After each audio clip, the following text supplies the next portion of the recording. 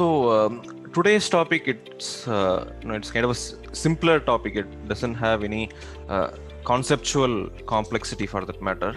So this is about taking the best decision when many options are available. Okay, and we look at one particular technique and its application. Okay, and some of you might be familiar with this technique, especially people who have studied mechanical engineering, or if you have done an MBA in operations, you might have already studied this subject in college. So before we go to what is the technique and where it is used, try to understand why is this particular technique important. Okay, so this technique, if you see, it is applied in diverse industries in so many different types of situations, and it's very, very commonly used. In fact, when I say commonly used, we usually say that all this linear regression and machine learning algorithms are right now commonly used in industries, but this particular technique is even more used than that. And it's also a very scalable technique. Even you can use that same technique to solve very small problems, or you can use the same technique to solve very enterprise level or even national or international level problems as well. So flexible, widely used, and it's a very scalable technique. Okay, so what is the situation that we are talking about here? So imagine that there are two companies. Okay, so there is one company which is making and selling televisions. Let's say I'm just calling it TV brand B, and then you have this DHL. DHL, I'm sure you must be familiar. It's a logistics company, and they have worldwide operations. They move stuff from point A to point B. That's their job. So the situation is like this. So this company B sells LCD TVs, and just imagine there are two types of LCD TV. So one is a 32-inch TV and the other is 42-inch TV. Okay. Now this manufacturing of this television is outsourced to 5 factories across China and Taiwan. So if you remember the first week we said, right? So these brands, you take Apple or Boeing or anyone, so they make only the design. The manufacturing is always outsourced. So similarly, so this brand also has outsourced the manufacturing to 5 factories across China and Taiwan.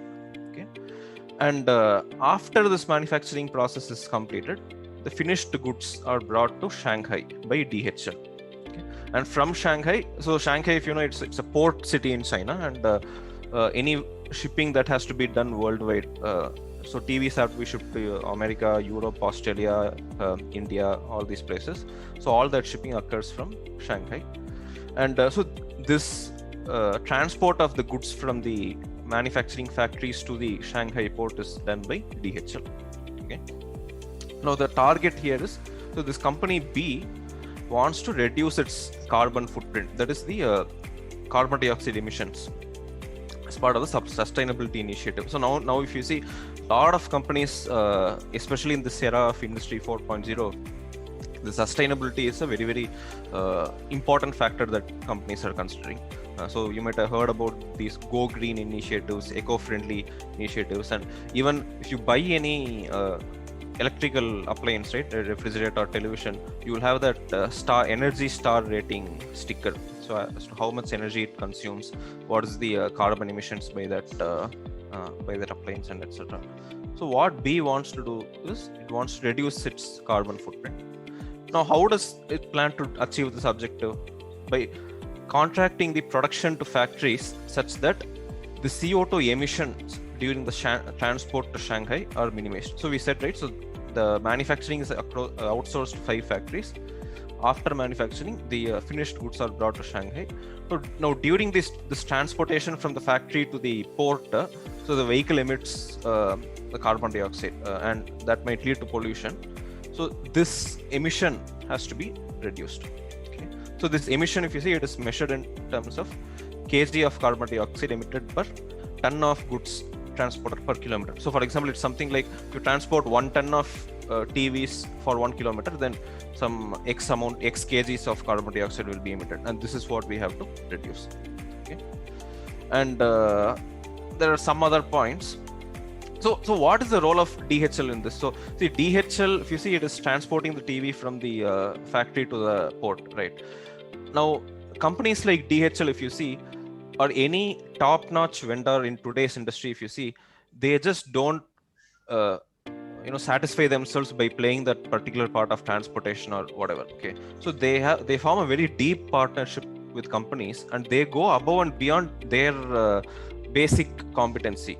So for example, see, what is the DHL's competency? It is transporting goods from point A to point B, but it goes above and beyond this basic thing, and it also helps the TV brand to design its supply chain accordingly, so that you are able to achieve this optimization objectives. So how do I design my supply chain in such a way that my CO2 emissions are reduced? So that is one thing that companies are doing today, and it will help us also to remember this point. So whenever we are engaged in partnerships with clients, right? So how do we go above and beyond the basic requirements and deliver what is basically a delighter? So there's something called as a Kano model. Okay, so they talk about needs, wants, and delighters. Need is something like, here if you see, transporting goods from point A to point B is the need. Transporting goods quickly, you can call it as a want. So I need to transport goods from point A to point B. I want to transport these goods quickly, but an absolute delighter for me here would be, while doing that transportation, if I'm able to reduce my CO2 emission, that is a delighter effect that I will have on my customer. So that is the role of DHL here. So it helps this TV brand to design its supply chain in such a way that these CO2 emissions are reduced. So some other points are here. So the budget, so CNY is Chinese yuan, that is the currency. So they have allocated a budget of 3 billion Chinese yuan for the supply chain transportation costs. And there are some constraints that we have to satisfy. So I told you, right, these 5 factories are there across China and Taiwan, and each factory will have some minimum quota and maximum production capacity. So they will drop some contracts, and they have to adhere. So the manufacturing activity has to follow the rules of that particular contract. And then this production cost varies by TV model and TV factory. So cost to manufacture a 32-inch TV will be different. To manufacture a 42-inch TV will be different, and it will be different across factories as well. And many transportation modes are available. So road, rail, water, and air. And also you have the regular, and in each of these, so if you take road transportation, then you have road regular, then road express. So like this, you have many transportation options available. Something like we say Amazon Prime, right? Amazon Prime, you get 1-day delivery or 2-day delivery. So like that, you have regular and express. And so this transportation modes also have capacity. So I can only transfer X number of units via road. I can only transfer Y amount of units via rail, like that. So this transportation cost also varies depending on the mode of transportation and whether it is regular or express. And we have been given some data on costs, these contractual obligations, and the basic CO2 emissions. And this is what that data looks like. I'll just show you. So it's like this. See, product weight, if you see 42-inch, so 42-inch LCD TV, it weighs around 0.02 tons, and so 9,20,000 units have to be shipped. Similarly, for LCD TV, you have some details. And for each mode of transportation, you have the cost, emission, carbon dioxide emissions, like in kg per ton per kilometer. So air, road. So LTL is nothing but this light truckload. So it's like, so they say a partial truckload. So if you transport goods up to the full capacity of the truck, then the emission might be different. If you transport goods partially, it might be different, but I think here it seems to be the same. And then so ODM is nothing but original device manufacturer. So ODM 1 is factory 1, ODM 2 is factory 2, ODM 3 is factory 3. So this basically tells, so this distribution center is located in Shanghai. So to travel from this factory number 1 to Shanghai, the distance is 2,500 kilometers. Traveling from factory 2 to Shanghai is 1,500 kilometers. And to manufacture an LCD, 42-inch LCD TV in factory 1, it costs some 1,900 yuan. And so similarly, for transporting 1 unit of LCD TV, 42-inch LCD TV from factory 1 to this distribution center over this 2,500 kilometers, it costs 64,000 yuan. So like this, you have all these cost details available. And then you have this production and shipping constraints. So minimum you have to produce some 2 lakh units for each at each factory. You have to produce a minimum of 2 lakh units, but there will be a maximum production capacity for each factory as well, for 42-inch TVs as well as 32-inch TVs. So that is 6 lakh units. And so you have you will draw up contracts with your transportation vendor. So you will say something like, okay, per year I will ship a minimum of, I will guarantee you a business of a minimum of these many units by these many units by air express, like that. So those details are also be given. So see, this is the data that we have been given. Now, any ideas as to what particular technique or how we can solve these problems? So like I said, you might have come across this in your college days. You might have studied this. There is a chance. Anything that comes to mind? Any thoughts? Since here, like the carbon CO2 emissions, the footprint, maybe we can filter by distance first, like whichever is near to the port or whichever takes like least distance to travel. Yes. Maybe that may be yeah. So that is so that is the route that the solution will follow.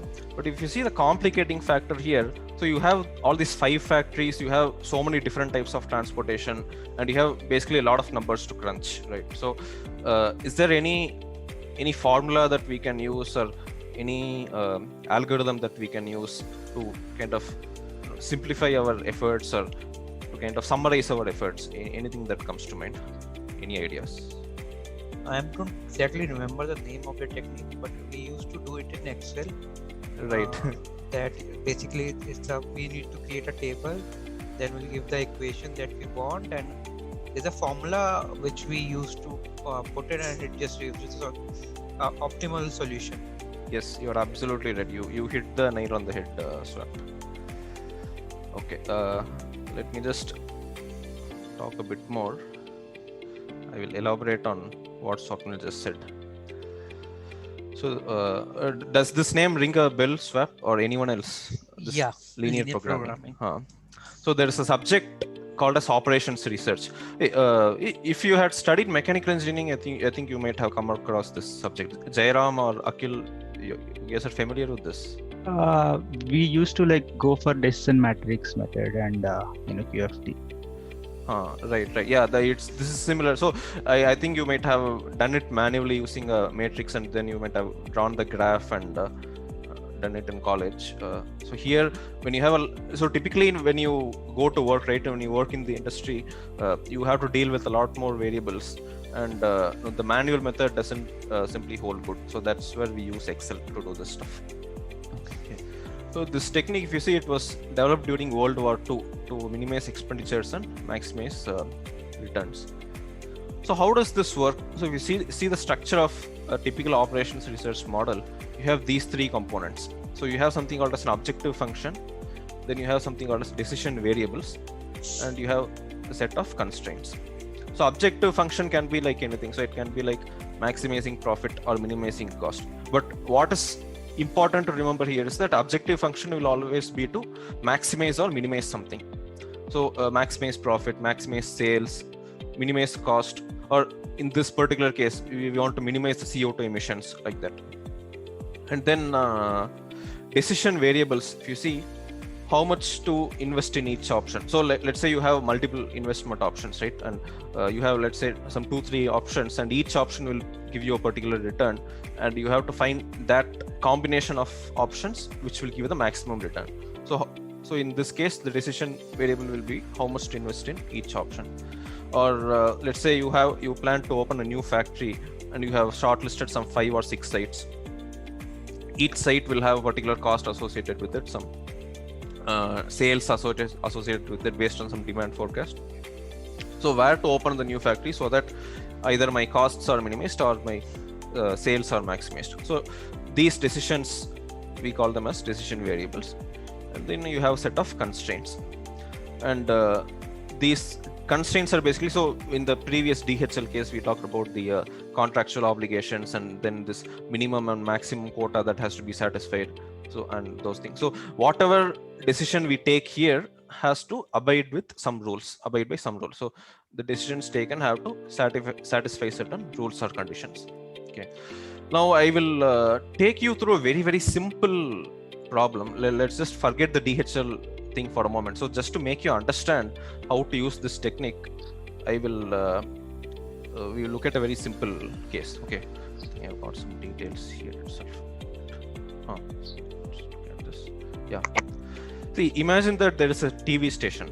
Okay, and this TV station has slots for 4 programs in the evening time, but there are 6 programs which can be run. So 4 slots you have, but you have to run 6. I mean, you can run 4 programs, but you can choose those 4 programs from a list of 6 potential programs. The thing here is that each program, when you broadcast it in a particular slot, it will fetch a different advertisement revenue. Okay, so what we need to do here? So we need to select 4 programs out of the 6, and also choose the slot for each program so that the ad revenue is maximized. Okay, now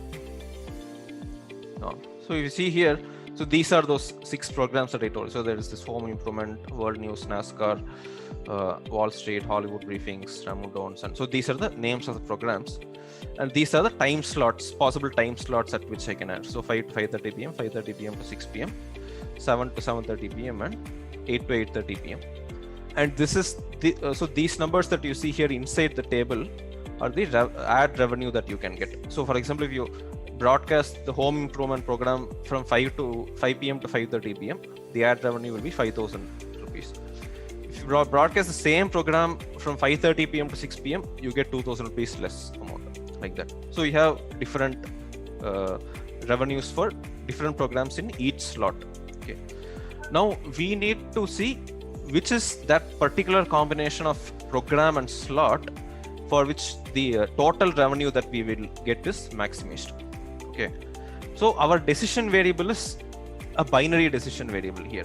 Okay, so our decision matrix, if you see, it looks something like this. So I have, let's copy this.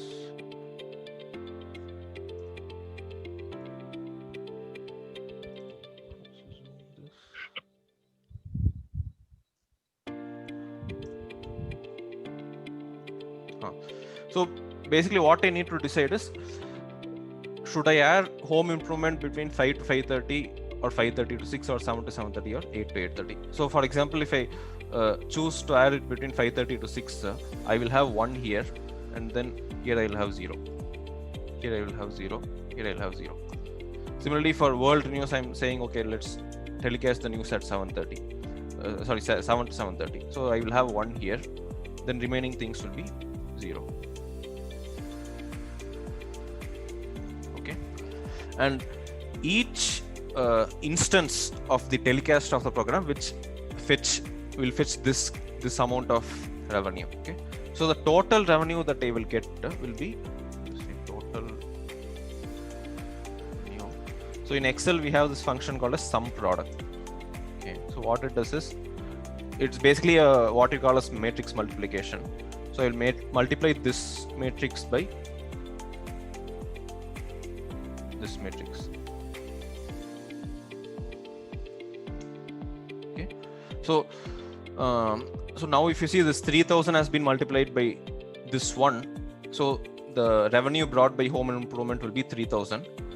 So this similarly for World News, I have 1 here in the 7 to 7:30 slot. So this 7,000 will be multiplied by 1. So if I broadcast these 2 programs at these 2 times, then my revenue will be 10,000. So like this, so this is just an example I showed you, but there might be several combinations of the zeros and ones here. But out of all those possible combinations, only one particular combination will fetch this maximum revenue, and we have to identify what is that particular combination. Okay, so coming back here, so we said there is this objective function, right? and I said objective function can either be only maximize or minimize. So here our objective function is this. So I have to write it here. So I have to maximize my total revenue. That is the objective function. And then we said we have some decision variables. That is what you have here. So which program to broadcast in which slot. So that is the decision that I have to take. So I'll say objective function. This is my decision variables. And then we also have one more part which is called as constraints, where I'm saying these are the rules that we have to follow while taking the decisions. Okay. So here the rules are, it's pretty simple. Okay. I can have in any particular slot, I can have only one program. Okay.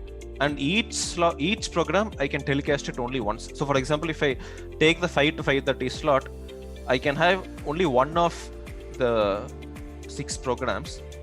Or if I take any of these 6 programs, so if I take NASCAR Live, I can have it either here or here or here or here. I cannot have it multiple times. Okay. So that 1-0 thing that we put, right? So the total of each row and each column should be less than or equal to 1. Okay, so basically it's like this. Just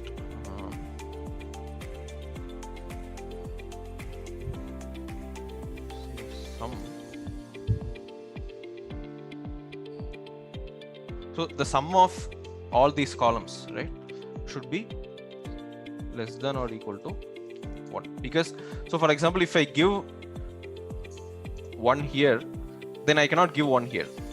So this sum cannot be 2. So whatever values I put here in my trials, it has, so the sum of these 4 columns should always be less than or equal to 1. So it should be either 0 or it should be 1, like that. So similarly for the other, so this is just for the first program I put. Similarly, we have to replicate it for the other programs as well. 3, 4, 5, 6. Yeah, so this is also the same thing. So in all these rows, for each of the row, I can have only one. So each program can be telecast in only one particular slot. So that is what this less than or equal to 1 condition means. And just to make it clearer, I'll say only one slot per program. Okay. And similarly, if you see here also for the columns, if I have one particular slot, I can have only one program in that slot. So if I have telecast home improvement from 5 to 5:30, this will be 1, and so the remaining everything has to be 0. So the column totals also have to be less than or equal to 1.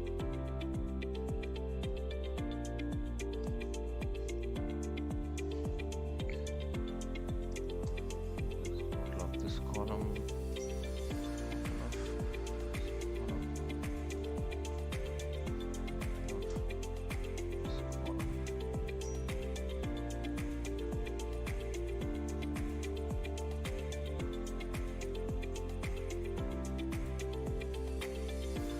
Has to be less than or equal to 1.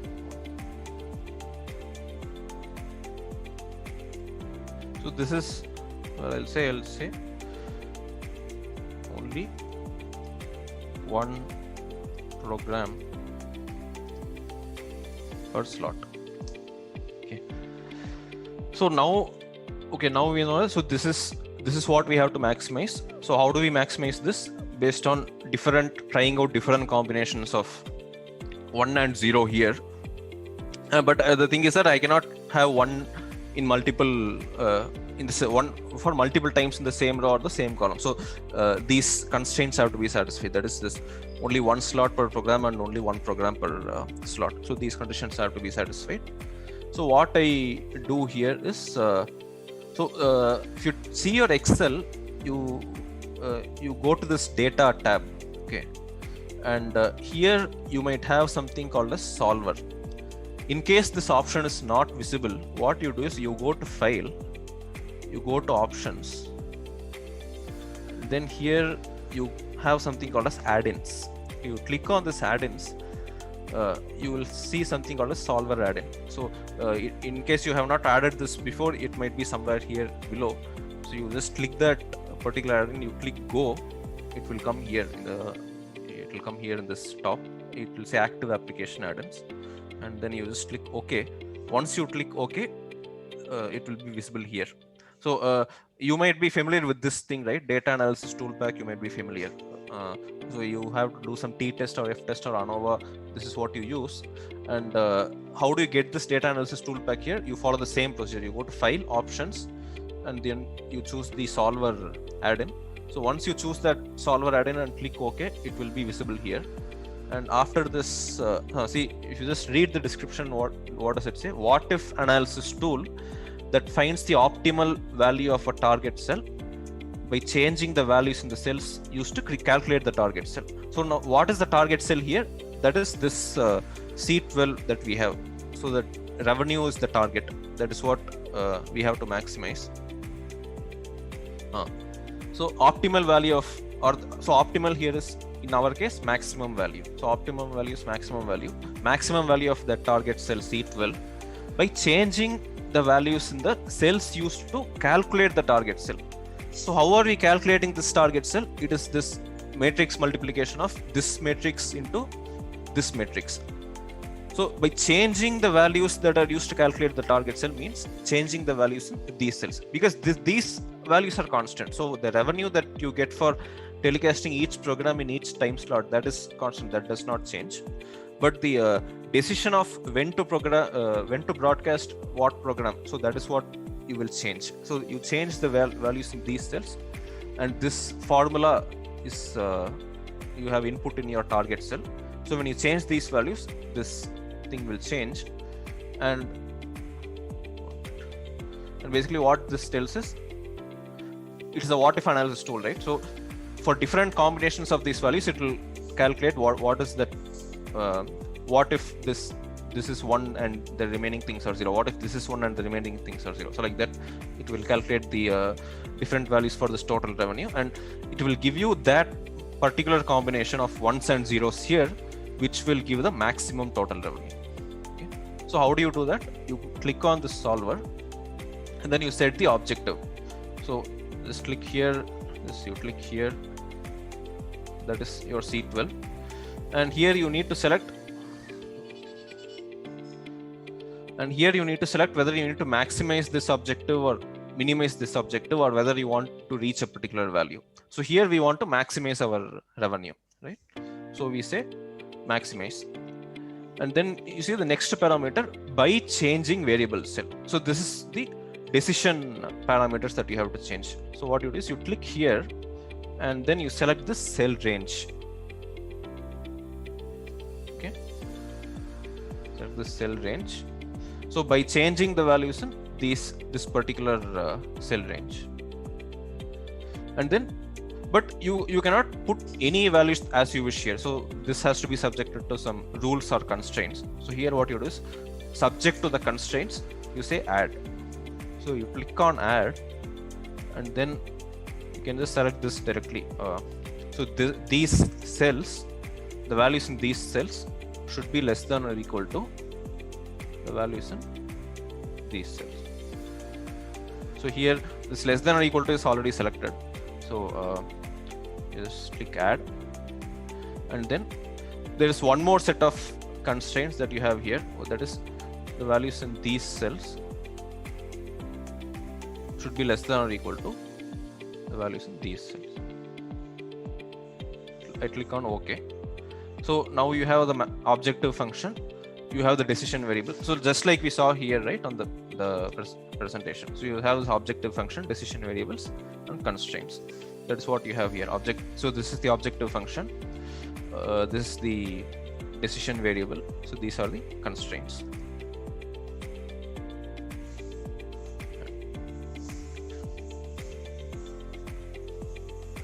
And here you always select this variable. So this is kind of an universal constraint. So you say make unconstrained variables non-negative.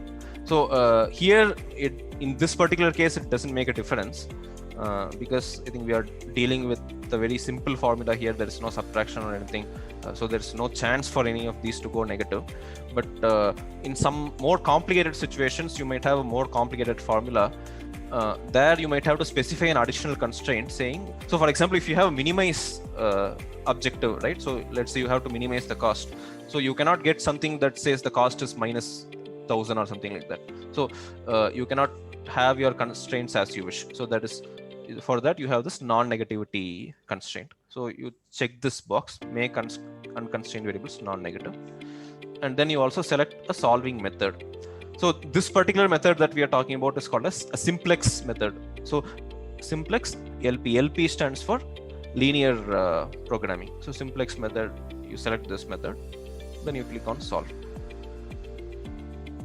So, okay, so it will say solver found a solution, all constraints and arithmetic conditions are satisfied, and then you just click on this. This will be selected by default, keep solver solution, and just click on OK. So initially, if you see, this cell was showing a value of 0. Now it is showing a value of 30,500. So this 30,500 number that you get here is the maximum revenue that you can obtain. And how do you obtain this revenue of 30,500? So this is how. See, we said, right, there are 6 programs, but only 4 time slots. So how do you make that optimal allocation? So you see here, he has dropped 2 programs. So this home improvement, it is not at all broadcast. Everything is 0. This as well as right. Similarly, if you see this Wall Street today is also not telecast. This is also everything is 0. So out of the 6 programs, the 4 programs that you have selected are this World News, this NASCAR Live, and then this Hollywood Briefings and Raimundo Onsen. And when to, so this is the what program to telecast. So out of the 6, you have dropped these 2, you have selected 4. But when do you choose to telecast this program? So this World News, according to the best possible solution, it is saying, if you telecast the World News from 7 to 7:30, and if you telecast NASCAR Live from 5 to 5:30, then you telecast Hollywood Briefings from 5:30 to 6, and then this Raimundo Onsen you telecast from 8 to 8:30. So if you telecast it in this particular order, then that is what will give you the maximum revenue, and that maximum revenue is 30,500 rupees. That is the result that you get. And now if you see these constraints, you will be, so those constraints should be satisfied. So here we said only 1 slot per program. So World News, if you see, it is 1 here, it is 0 everywhere else. It is telecast only in the 7 to 7:30 slot. It is not telecast in any other slot. Similarly, for NASCAR Live, it is from 5 to 5:30. It is not at any other time. And you can see the second constraint as well. That is only 1 program per slot. So for example, if you see the 5:30 to 6, only Hollywood Briefings is there. So all the others are 0. Similarly here, 7 to 7:30, only World News is there, rest are 0. So all our rules are satisfied. So this is what you, so this is how you use this technique. So when you have to take a decision, and when that decision involves many variables or many parameters to be decided, and also when you have some rules and regulations which you have to adhere to, and if you have to maximize or minimize a particular business metric, then this is the technique that you use, this linear programming or the simplex method. Any questions here on how to use this particular Excel function? Sai, I have some question. So here the statement is more simple. You have only the time versus shows and only revenue as parameter.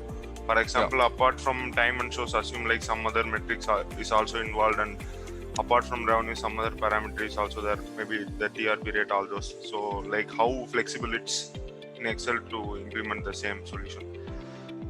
It is extremely flexible. So for example, I will show you this particular DHL case that we talked about, right? So this is how that matrix looks like. So you have different products, and so we saw this in the Word file as well. So you have this distance, then you have this production cost, then you have this transportation, shipping cost and everything, and then you have the CO2 emissions as well, and then you have some constraints, the minimum production, maximum production, minimum transportation, all these constraints. and based on that, what you need to decide here is for each particular TV model in each factory, how many units am I transporting via air, express, road, LTL, and all these things, so that my total CO2 emission is minimized, right? So, see the challenge. So how do you become a top-class linear programming expert? So that is by figuring out ways to accommodate your problems within this Excel framework. So that is the challenge here. So for example, if you're talking about working on a data science algorithm like random forest or decision trees, then there the challenge is the feature engineering, right? So the base random forest concept is the same, but how do you accommodate your data within that particular model? It depends on what kind of variables you're using, what kind of additional features that you're creating, what kind of parameters you're using. So if you see random forest, you have something called as number of trees. So how do you tune those parameters to achieve the most accurate result? So similarly here, so how do you frame your different decision variables in this tabular format so that this Excel function can read it? Okay. So in terms of flexibility, it is very, very flexible.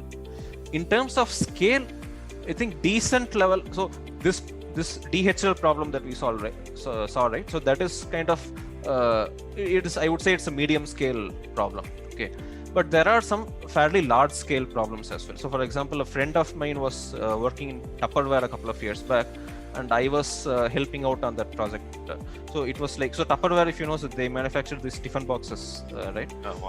Their factory is in Dehradun.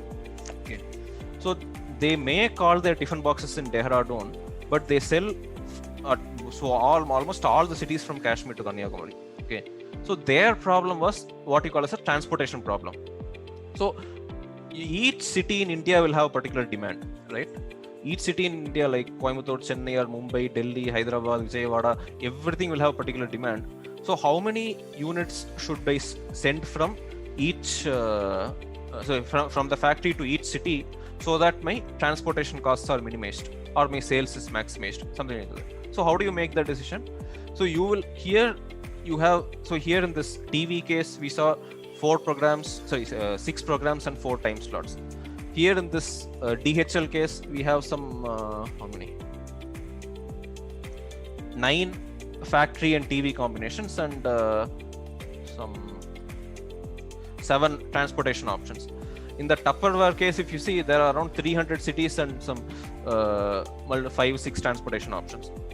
So for larger problems, this default solver add-in that we saw, so we went here and we had the solver add-in, right? So that this particular thing might not be able to handle that kind of a large problem. So what we usually do is we use a third-party Excel add-in.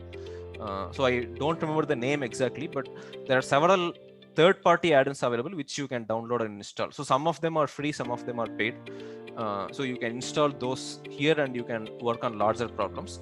Or the other option is to use a typical statistical tool such as R or Python. There also you can do the same linear programming with that.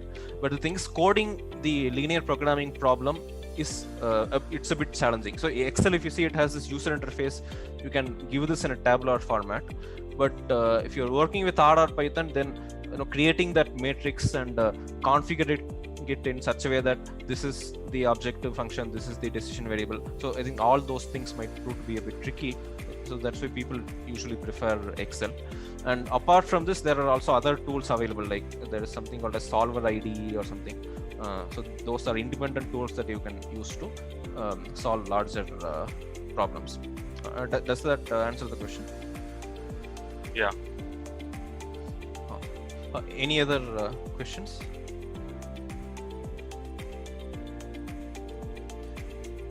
Okay, just add a couple of more slides as well. Cover.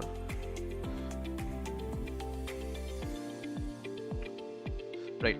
So what are the other possible applications that we can use for this linear programming? So here we saw DHL and then we saw TV program allotment. Similarly, we can use it for the facility allocation problem. So for example, like I said, right? So you have some 5 to 6 places where you can build your factory, and in each place, if you build, you can get some particular sales amount. So what is that? What's the best place in which you can build so that your sales is maximized? So for that, you can use it. or you can use it in an agriculture scenario. So you have some X square kilometers of land available, and you have to divide that land among some, let's say 2-3 crops. Okay, so how much land would you allocate for each crop? Because each crop will have a particular yield, and each yield, if you sell it at rupees X per kg or rupees Y per kg. So what is that particular combination of crops and the space allocation for which you get the maximum agricultural revenue? So for that situation also you can use the same technique. Then you have something called as traveling salesman problem. So imagine I am selling something, right? And in my sales journey, I have to sell to multiple customers. So let's say there are 5 customers, A, B, C, D, E, and for each customer, if I sell at a particular time, I get more money or less money.